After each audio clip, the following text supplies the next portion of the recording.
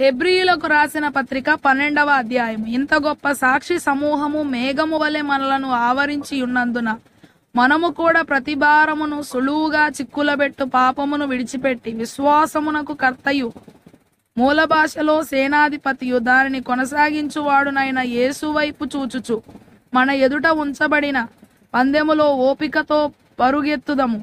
ఆయన తన ఎదుట ఉంచబడిన ఆనందము కొరకై అవమానమును నిర్లక్ష్యపెట్టి సిలువను సహించి దేవుని సింహాసనము యొక్క కుడిపార్శ్వమున ఆసీనుడై ఉన్నాడు.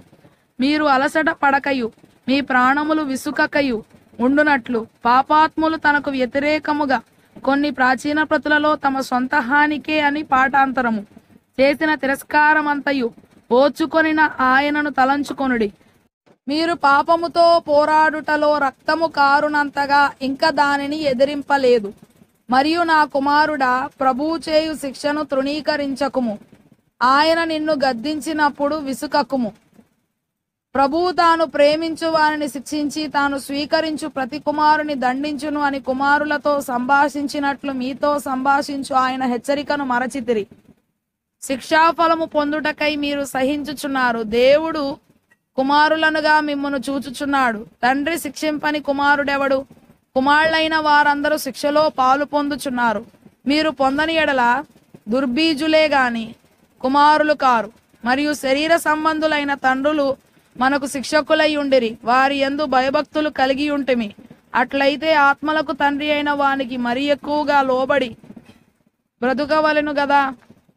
వారు కొన్ని దినముల మట్టుకు తమకిష్టము వచ్చినట్టు మనలను శిక్షించిరి గాని మనము తన పరిశుద్ధతతో పాలు పొందవలనని మన మేలు కొరకే ఆయన శిక్షించుచున్నాడు. మరియు ప్రస్తుతమందు సమస్త శిక్షయు దుఃఖకరముగా కనబడునే గాని సంతోషకరముగా కనబడదు. అయినను దాని యందు అభ్యాసము కలిగిన వారికి అది నీతియను సమాధానకరమైన ఫలమిచ్చును. కాబట్టి వడలిన చేతులను సడలిన మోకాళ్లను బలపరచుడి. మరియు కుంటికాలు బెణకక బాగుపడు నిమిత్తము మీ పాదములకు మార్గములను సరళము చేసుకొనుడి. అందరితో సమాధానమును పరిశుద్ధతయు కలిగి ఉండుటకు ప్రయత్నించుడి.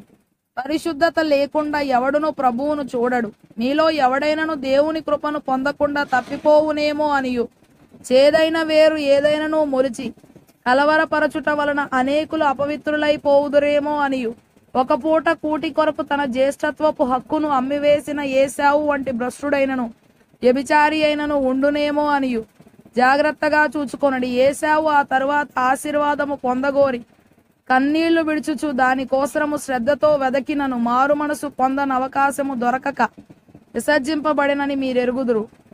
స్పృశించి తెలుసుకొనదగినట్టియు మండుచున్నట్టియు కొండకును అగ్నికిని కారు మేఘమునకును గాఢాంధకారమునకును తుపానుకును బోరధ్వనికిని మాటల ధ్వనికిని మీరు వచ్చి ఉండలేదు.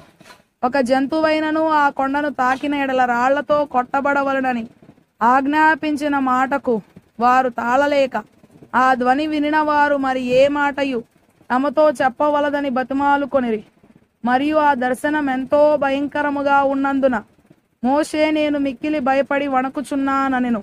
ఇప్పుడైతే సియోనను కొండకును జీవము గల దేవుని పట్టణమునకు అనగా పరలోకపు యెరూషలేమునకును వేవేల కొలది దేవదూతల యొద్దకును పరలోకమందు రాయబడి ఉన్న జ్యేష్ఠుల సంఘమునకును వారి మహోత్సవమునకును అందరి న్యాయాధిపతి అయిన దేవుని యొద్దకును సంపూర్ణ సిద్ధి పొందిన నీతిమంతుల ఆత్మల యొద్దకును క్రొత్త నిబంధనకు మధ్యవర్తి అయిన యేసునొద్దకును హేబేలు కంటే మరి శ్రేష్టముగా పలుకు ప్రోక్షణ రక్తమునకును మీరు వచ్చి ఉన్నారు. మీకు బుద్ధి చెప్పుచున్న వారిని నిరాకరింపకుండునట్లు చూచుకొనుడి. వారు భూమి మీద నుండి బుద్ధి చెప్పిన వారిని నిరాకరించినప్పుడు తప్పించుకొనకపోయిన ఎడల పరలోకము నుండి బుద్ధి చెప్పుచున్న వారిని విసర్జించు మనము తప్పించుకొనకపోవటం మరి నిశ్చయము గదా.